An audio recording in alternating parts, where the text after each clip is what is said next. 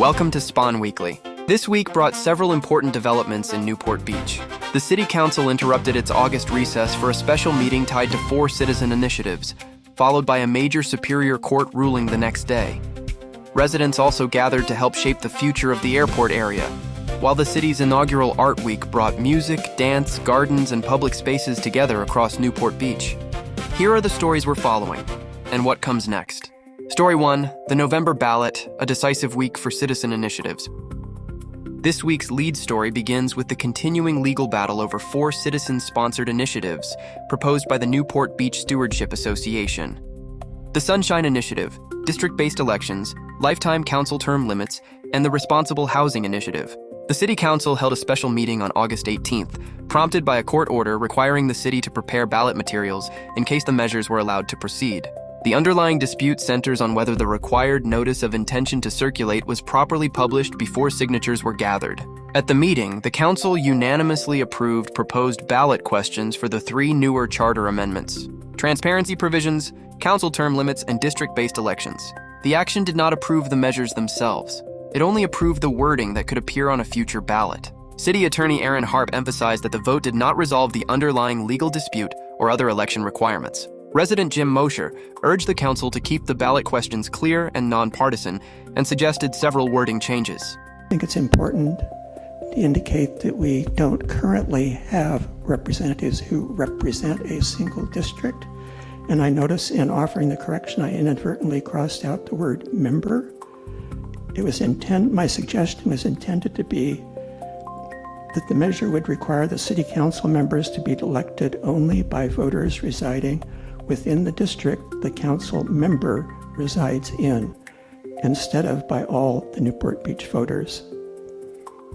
And I think that would more clearly say what the measure is about than trying to say who represents who currently and in the future. City Attorney Harp explained that the language had been developed after the judge directed the city and NBSA to work together on the wording, and he advised against additional changes. The council approved the questions as presented.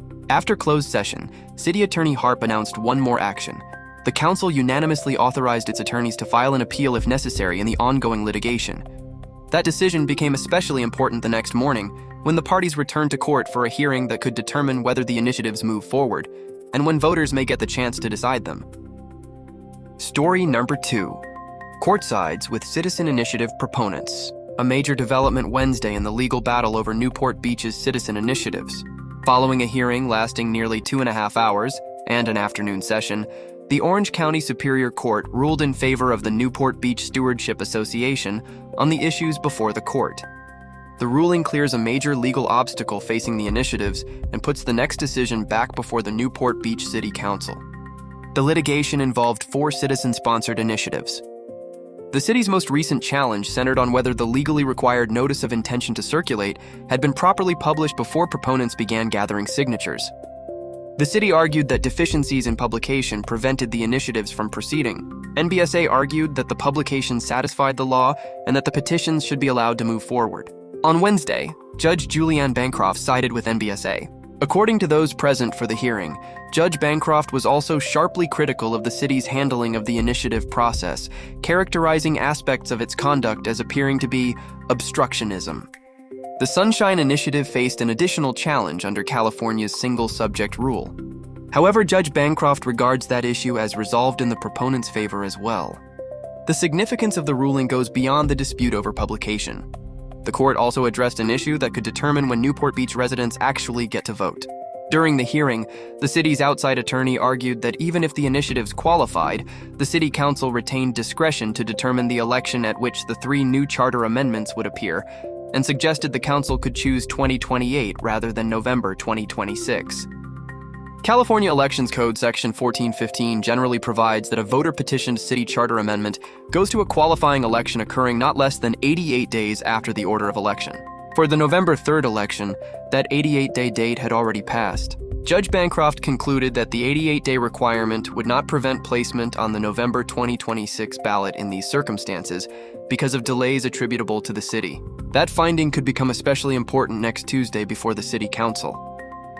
If the council chooses an election later than November 2026, Judge Bancroft reportedly directed the city to explain that decision to the court. An appeal also remains possible. The council has already authorized its attorneys to appeal if necessary. Residents still don't know when they will vote on the 3 new charter amendments.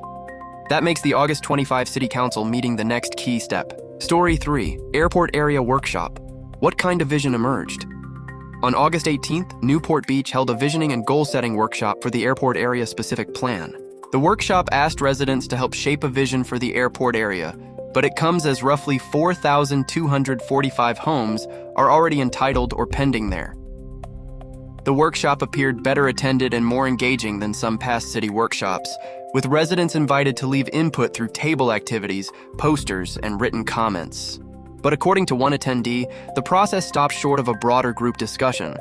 There was no reconvening at the end to compare ideas, identify areas of agreement, or work through potentially conflicting priorities. If the goal is to create a shared vision for the airport area, the question is not only what comments were collected, but also how the city will bring the comments into a coherent plan.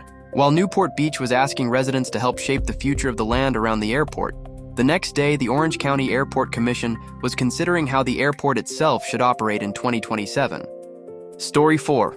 Looking back at Newport Beach, Art Week 2026. Newport Beach's inaugural Art Week brought music, dance, visual art, gardens, and public spaces together in a week-long celebration of creativity and community. It began August 9th with the Pacific Symphony's concert on the Green, where thousands gathered on the Civic Center lawn for a 90-minute program led by Grammy Award-winning conductor Michael Repper, featuring classical favorites, Broadway selections, and music by John Williams. At Sherman Library and Gardens, longtime partners Backhouse Dance and Sherman Gardens presented Garden Flow, Dancing with Nature, inviting people of all ages to experience the garden through movement and contemporary dance. Sherman Gardens also offered docent-led experiences, while Civic Center Park hosted guided walks highlighting public art, trails, and landscaping, encouraging residents to see familiar spaces in a new way. Throughout the week, local arts organizations, nonprofits, and businesses offered exhibitions, performances, and educational programs. Different art forms, different locations, but one common idea: bring people together through creativity. For a first-year event, Art Week demonstrated something worth building upon.